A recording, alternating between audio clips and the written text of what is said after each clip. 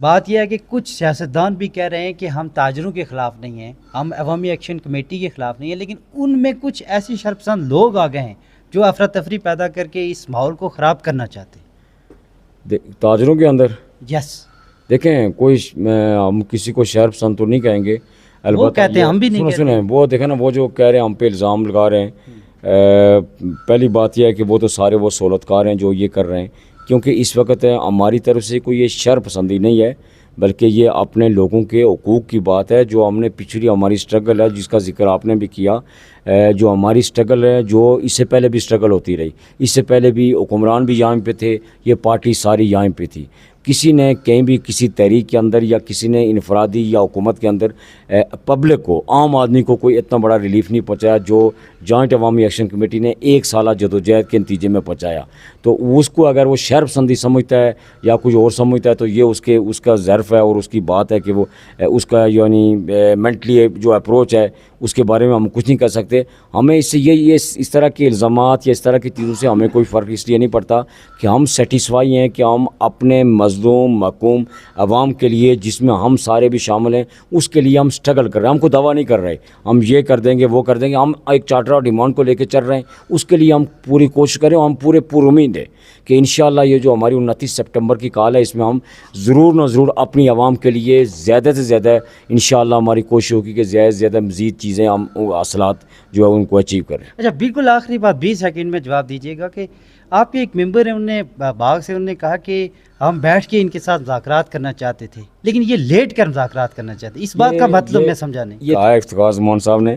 کہ پہلے ہم تیار رہتے ہیں مذاکرات کرنے کے لیے، لیکن یہ ویٹ کرتے رہتے ہیں کہ آخری دن کا، اور جب سٹرائک شروع ہو جاتی ہے تو اس وقت آ کے دوڑ کے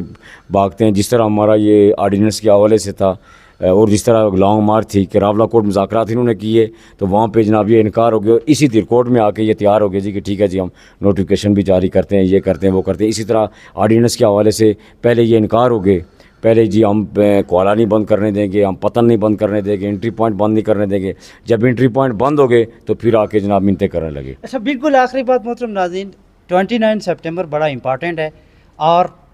میں عام پبلک کو دیکھتا ہوں، ان کی محنت دیکھ رہا ہوں تو لوگ ان کا ساتھ دینے کے لیے بالکل تیار ہیں۔ ابھی تک کی جو رپورٹ ہے، اتھینٹک رپورٹ آپ تک پہنچا رہا ہوں، چاہے وہ کسی بھی مکتبہ فکر سے آدمی ہے، عام آدمی ہے، وہ جموں کشمیر جوائنٹ عوامی ایکشن کمیٹی کو پسند کر رہا ہے۔ اس لیے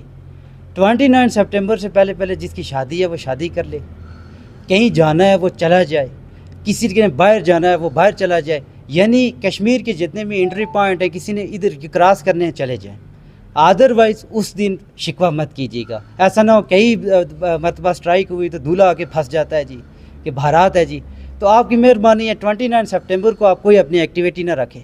جو لوگ نکل سکتے ہیں، پہلی بات تو یہ نکلیں،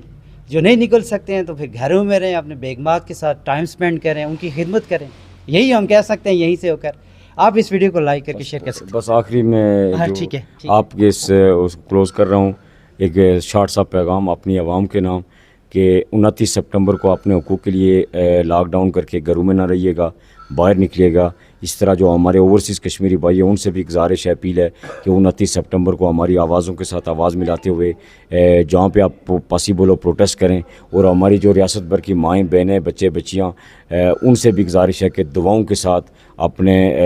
بچوں کو، اپنے بھائیوں کو گھروں سے 29 سپتمبر کو رخصت کریں، اور ساتھ ان کے اس پوری اس ہماری کال کے دوران دعائیں بھی کریں۔ اور انشاءاللہ میں سمجھوں گا کہ جب دعائیں بھی ہوں گی ماؤں بہنوں کی اور اوورسیز کشمیری بھی ہمارے ساتھ ہوں گے تو ہم انشاءاللہ کامیابی سے ہمکنار ہوں گے۔ آپ سے مل کر بہت خوشی ہے، تھینک یو، جزاک اللہ، تھینک یو جی، تھینک